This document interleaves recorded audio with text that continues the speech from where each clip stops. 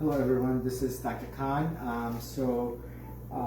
A222 initials LB, nice lady. So as you can see, I removed she had history of cancer on the left side. I did the right side first.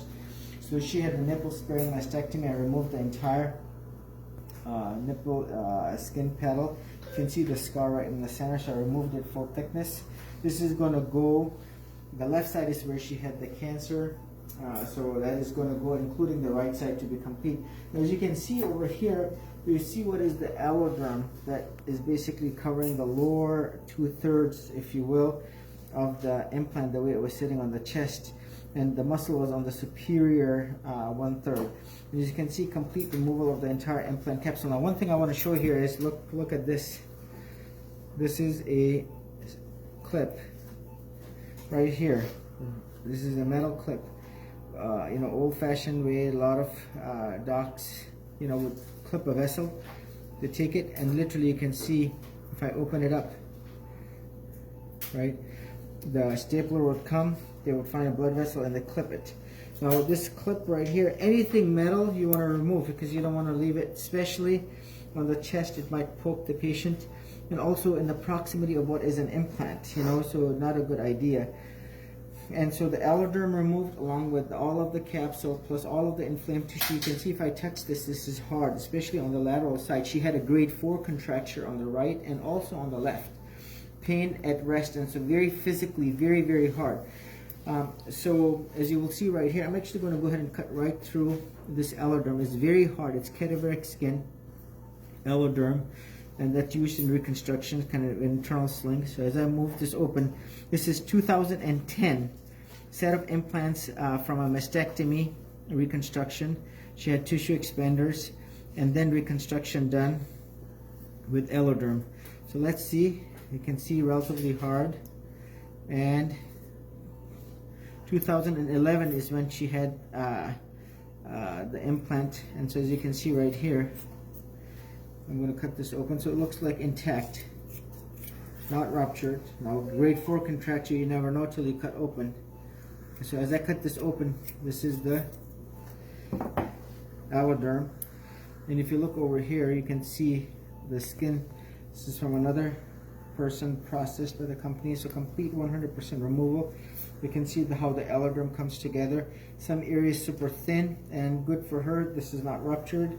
It was all contained, and again, you never know if it is ruptured or not. And you can see the implant. This is your 350 cc's Allergan, and what I would say in new condition. And here's that metal clip. You can imagine how it can easily poke, because remember it was on the capsule.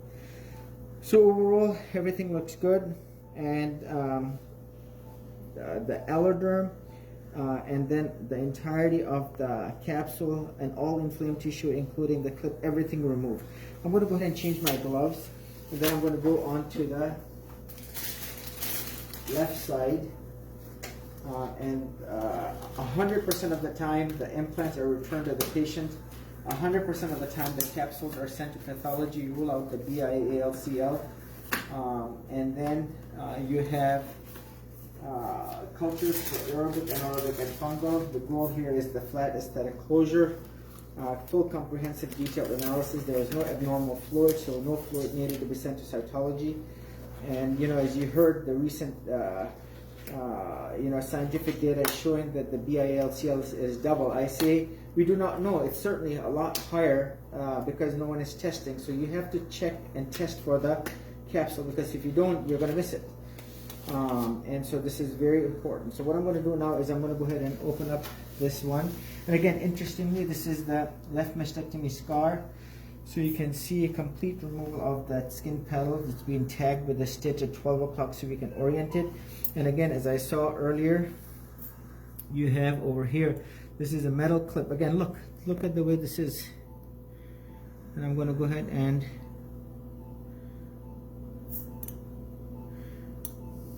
it's all in the scar tissue. Look at this again, metal clip in the proximity of the implant, not a good idea. So what I'm going to do is I'm going to go ahead and cut through here, and we will see if it's ruptured or not. Again, grade 4 contracture. She had pain. You can see how thick this is, the alloderm. That's the internal sling that the reconstructive surgeons use to create like an inner bra, if you will. And I cut this open. So this is also intact from what I see so far. You can actually hear me cut the alloderm. That's how thick and rigid it is. If I ask you to tear it, you will not be able to, and that's why it's used as a reinforcement.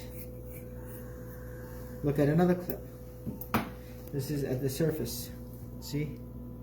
And again, I remember because I was dissecting around it and I incorporated it. Look at this. And there are sometimes 10, 15, 20 clips, sometimes less. And again, all of the implant tissue is removed.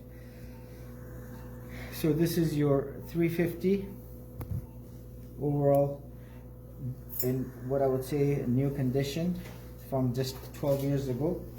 And this is your, you can see the alloderm boundary where this is natural capsule, this is the boundary. And so I'm very happy, nothing out of the ordinary, and so 100% complete removal of the implant capsule, nothing that is concerning. So the goal here is the capsules always sent to pathology, rule out the BIALC, CD30 analysis. The implants are always returned to the patient, cultures for aerobic, anaerobic, and fungal, no need for drains. Call all of the capsules removed, twilight sedation, and there you have it, complete, detailed, comprehensive analysis in Bloc fashion. Again, you don't want to be finding out this is ruptured when this is sitting on the patient's chest, then it's too late. It will inevitably, just like slime, it ends up everywhere. You don't want that silicone to end up on the chest, and then it's too late because now the rest of the body is going to have that exposure to the silicone. So all of it has to be contained and Bloc, the gold standard. Very happy, content how the surgery went.